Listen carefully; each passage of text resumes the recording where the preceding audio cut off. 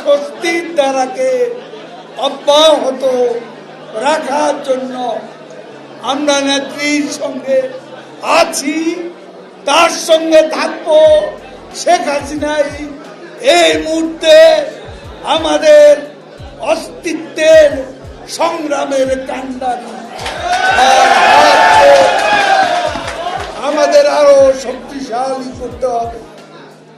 আমি আজকে আমাদের নেতৃবৃন্দ এখানে আছেন, তারা দায়িত্বে আছেন, কিন্তু সাবেক ছাত্র নেতাদের অনেককেই আমরা অ্যাকোমোডেট করতে পারিনি যথাযথভাবে।